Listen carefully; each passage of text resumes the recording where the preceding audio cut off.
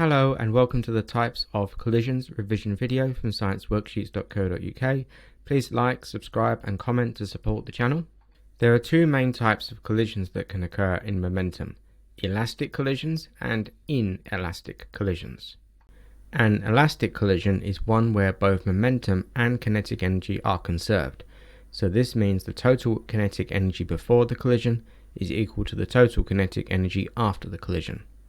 So in this case we have two spheres that are moving together, they hit and then they bounce off each other in opposite directions, but their total energy before equals their total energy after.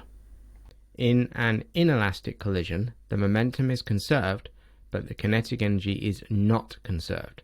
So during the collision, some of the kinetic energy will be transferred to another energy store, such as the thermal energy store. So as a result of the collision, the kinetic energy will decrease. Now, there's two types of inelastic collisions: general inelastic collisions and perfectly inelastic collisions. General inelastic collisions.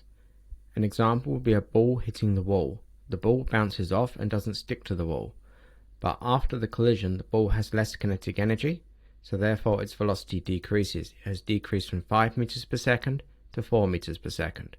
And so some of the kinetic energy of the ball was converted into the thermal energy store of the ball. Perfectly inelastic collisions. In a perfectly inelastic collision, the two objects stick together after the collision, and there is a decrease in the kinetic energy. So here we have one drum which is moving and collides with the second drum, and then both drums move along together as one unit after the collision.